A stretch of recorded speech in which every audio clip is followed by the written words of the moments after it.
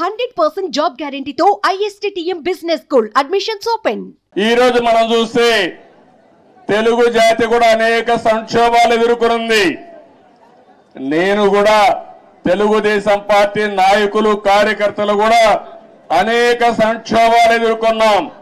కానీ ప్రతి ఒక్క సంక్షోభాన్ని ఒక అవకాశంగా మలుచుకుని తిరుగులేని శక్తిగా తెలుగుదేశం పార్టీ ఎదుగుతూనే వచ్చింది. భవిష్యత్తులో కూడా ముందుకు పోతాదని చెప్పి నేను మీకు తెలియజేస్తున్నా. నన్ను జైల్లో పెట్టారు ఏ కారణం లేకుండా. కానీ ఆ రోజు హైదరాబాద్ లో మీరు చూపించిన చొరవ నా జీవితంలో ఎప్పుడూ మర్చిపోలేను.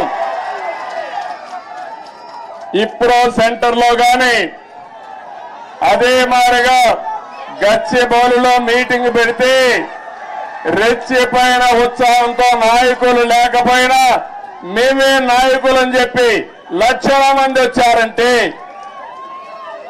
అది నా జీవితంలో ఎప్పుడూ జైల్లో ఉండి చూసి నేను చేసిన పనికి నేను చేసిన అభివృద్ధి గుర్తుపెట్టుకుని నాకు సంఘీభావాన్ని తెలియజేశారంటే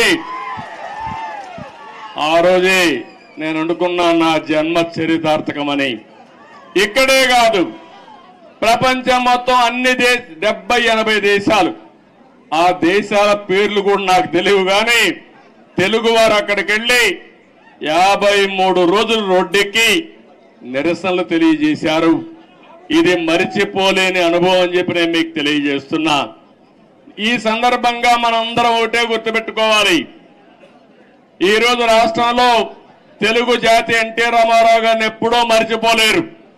అదే సమయంలో ఈ దేశానికి ఒక దిశ చూపించిన వ్యక్తి పివి నరసింహారావు గారు అని చెప్పి కూడా నేను మీకు తెలియజేస్తున్నా.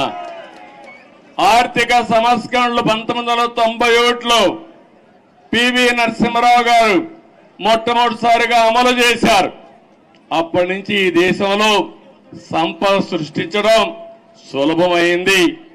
అలాంటి ఇద్దరు నాయకులు ఈ గడ్డ మీద పుట్టడం తెలుగు వారి అదృష్టం అని చెప్పి మరొకసారి తెలియజేస్తున్నా.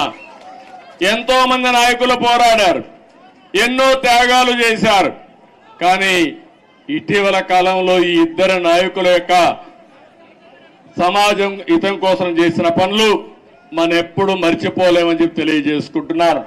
ఇంకో పక్క రాజకీయం అంటే సొంత వ్యాపారాలు చేసుకోవడం కాదు, భావోద్వేగాలు రెచ్చగొట్టడం కాదు, ప్రజల జీవితాల్లో వెలుగు చూపించగలిగింది నిజమైన రాజకీయం అని చెప్పి కూడా నేను మీకు తెలియజేస్తున్నా. మీరు ఒక్కసారి ఆలోచిస్తే తెలుగుదేశం ముందు, తెలుగుదేశం తర్వాత తెలుగు వారి చరిత్ర రాయాలంటే చాలా సులభంగా రాసే అవకాశం ఉంటుంది. ఇప్పుడు హైదరాబాద్ని మీరు చూస్తున్నారు. 95 ముందు ఒక్కసారి మీరు ఆలోచించుకోండి. జూబ్లీ హిల్స్ ఇదే డెడ్ ఎండ్. ఇప్పుడు చాలా మంది మిత్రులు పత్రికా విలేకరులు వచ్చారు. వీళ్ళందరూ కూడా ఎంతో ఉత్సాహంగా నాకు స్వాగతం పలికారు. ఆ రోజుటి నుంచి ఈ రోజుటి నుంచి ప్రత్యక్ష సాక్షులు రాయడానికి పత్రికా విలేకరులందరూ ఆ రోజు నేను ఒకటే ఆలోచించాను, తెలుగు వాడికి సత్తా ఉంది, అభివృద్ధి చేసి చూపిస్తామని మొట్టమొదటిసారిగా హైటెక్ సిటీతో ప్రారంభించి నిన్న కూడా ఫ్లైట్ లో వస్తా ఉంటే చూశాను హైటెక్ సిటీని. ఎంత ఆనందం కలిగిందంటే ఒక్క హైటెక్ సిటీతో ప్రారంభించిన అభివృద్ధి ఈరోజు తెలంగాణ, హైదరాబాద్ భారతదేశంలో నెంబర్ 1 అయిందంటే అది తెలుగుదేశం పార్టీ ఆ రోజు చేసిన కృషి, చూపించిన చొరవ.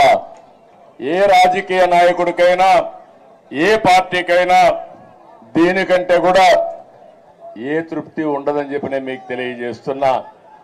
ఆ రోజు చాలా మంది అన్నారు ఔటర్ రింగ్ రోడ్డు 8 లేనేస్తానన్నాను. ఇప్పుడు మీరందరూ కూడా మర్చిపోవచ్చు, కొంతమంది గుర్తుండకపోవచ్చు.